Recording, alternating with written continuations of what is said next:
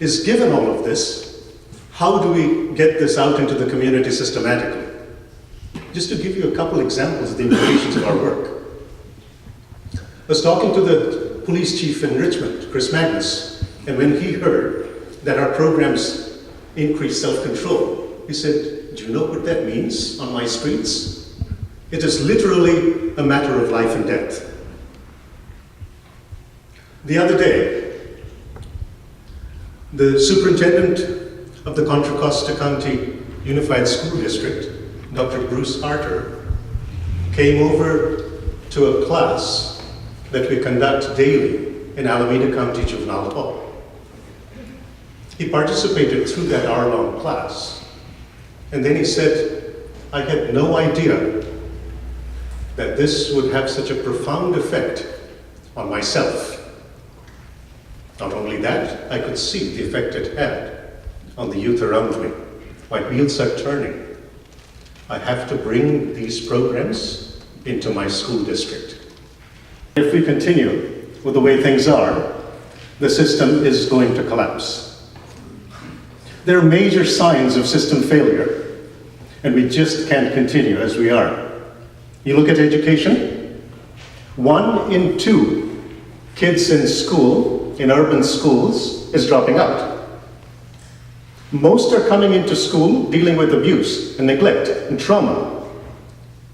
And so we're rushing to teach them, forgetting that we need to heal them. Look at violence prevention. 3 out of 4 kids that are coming out of juvenile hall are going right back in. This country incarcerates the highest number of people anywhere in the world. 2 million Americans, 1 million juveniles. That was just in 2008. 1 in 30 Americans is either on probation, on parole, or in prison. We cannot incarcerate our way out of this. You look at public health and behavioral health.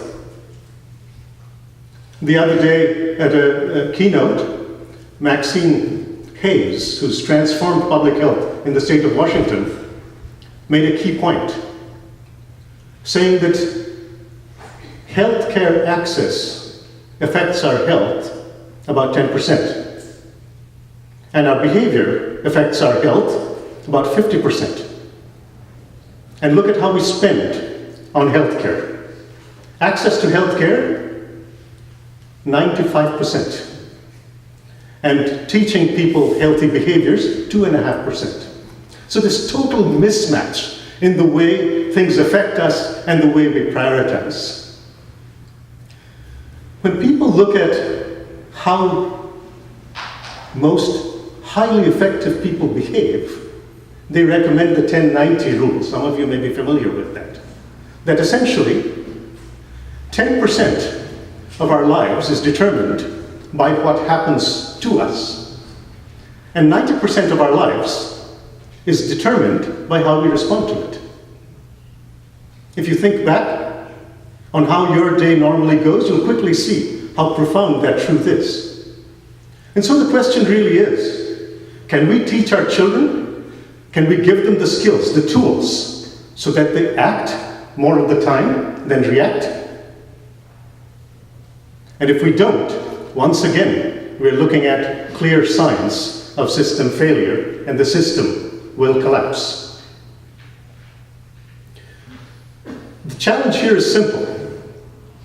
If you're going to make transformative life skills ubiquitous in the community, just dream about the possibility of an entire community where most of the people are acting with self-mastery most of the time. Just imagine what a tipping point that would be. Its effect on the community's health, on the community's well-being. Transformative life skills is just a catalyst. It's something that complements, enhances, and enables everything that we're trying to do, every effort. So what do? Here we have a group with plenty of power of heart and brain. Let's come together, let's pool those resources this evening and see if we can dream about what we need to do to arrive at possible tipping point.